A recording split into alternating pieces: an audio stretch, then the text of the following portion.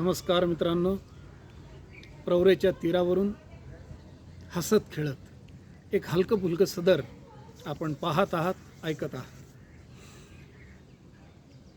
संसदेच्या म्हणजेच राज्यसभेच्या, लोकसभेच्या कामकाजाचं थेट प्रक्षेपण जेव्हा सुरू झालं तेव्हा त्याबद्दल लोकांच्या मनामध्ये प्रचंड उत्सुकता होती.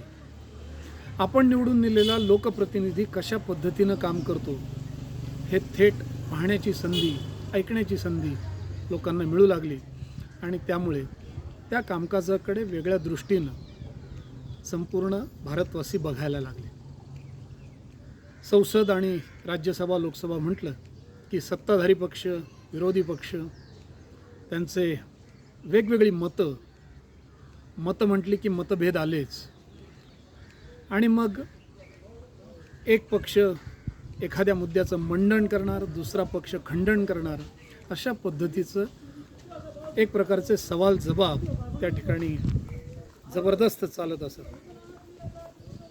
आणि त्यामध्ये कस लागायचा तो चांगल्या वक्त्यांचा. सर्वच पक्षांकडे चांगले वक्ते होते, ते अभ्यासू असत.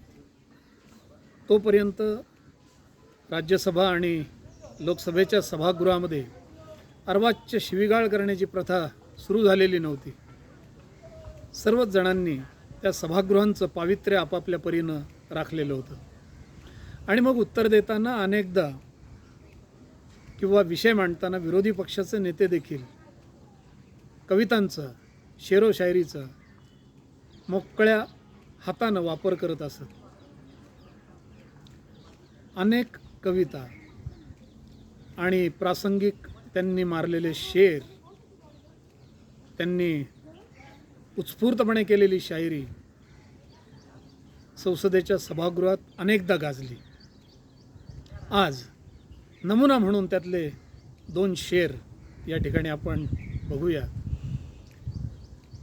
शेर कोणी मारला, कोणासाठी मारला हे बघण्यापेक्षा त्याचा मतितार्थ, कारण हे शेर आणि त्याचा अर्थ कायमस्वरूपी लागू होणार आहे. एकदा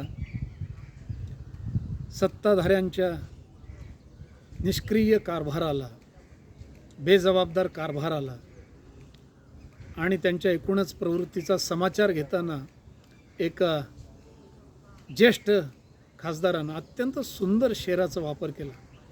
तो शेर असा होता,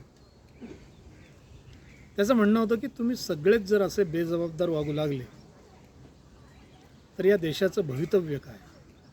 हा देश म्हणजे एक सुंदर फुललेली बाग आहे आणि तुम्ही जर असे सत्तेत असताना बेजबाबदार वागत असाल तर त्याचं काय होईल? आणि हे स्पष्ट करण्यासाठी त्यांनी टाकलेला शेर असा होता, एक ही उल्लू काफ़ी है, एक ही उल्लू काफ़ी है बर्बाद गुलिस्ता करने को, एक ही उल्लू काफ़ी है बर्बाद गुलिस्ता करने को, हर शाख पे उल्लू बैठ जाए तो अंजाम गुलिस्ता क्या होगा. आणि हे वेगळं सांगायलाच नको की त्यानं हा शेर अशा आविर्भावात आणि अशा जोशात, अशा शैलीमध्ये सादर केला की संपूर्ण सभागृहातील विरोधी पक्षांचे जे खासदार होते त्यांनी जोरदार बाक वाजवून सभागृह डोक्यावर घेतलं. दुसरा एकच असा प्रसंग आहे ज्या प्रसंगामध्ये विरोधी पक्षातला एक खासदार म्हणतो की चांगल्या माणसांना, सत्कार्य करणाऱ्या माणसांना जास्त प्रोत्साहन मिळालं पाहिजे. जे राष्ट्रभक्त आहेत, जे राष्ट्राला पोषक काम करतात त्यांना जास्त प्रोत्साहन मिळालं पाहिजे. खूप त्यांनी पोटतिडकीनं भाषण केलं आणि भाषण संपवताना त्यानं जो एक शेर मारला म्हणा, तो कायमचा श्रोत्यांच्या मनामध्ये घर करून राहिला. आपल्या भाषणाचा शेवट करताना हा नेता म्हणाला, इधर गधे, अत्यंत मजेशीर शेर आहे, इधर गधे उधर गधे सब तरफ गधे गधे. संपूर्ण सभागृह अवाक झालेलं होतं की आता पुढचा भाग काय असेल. सत्ताधारी तर कानात प्राण आणून ऐकत होते. त्यानं पुन्हा पुनरुच्चार केला, इधर गधे उधर गधे सब तरफ गधे गधे, अच्छे घोड़ों को नहीं है घास, गधे खारे च्यवनप्राश. आणि सभागृहामध्ये जो काही हास्यकल्लोळ झाला तो केवळ अवर्णनीय, शब्दात न सांगता येण्याजोगा. आणि दुसऱ्या दिवशी वृत्तपत्रांचे रकानेच्या रकाने त्या च्यवनप्राशच्या शेरने भरले गेलेले होते. अशा अनेक गमतीजमती संसदेमध्ये, लोकसभेत, राज्यसभेत आणि राज्यांच्या विधिमंडळात देखील होतात, झालेल्या आहेत.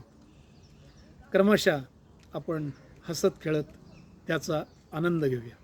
धन्यवाद.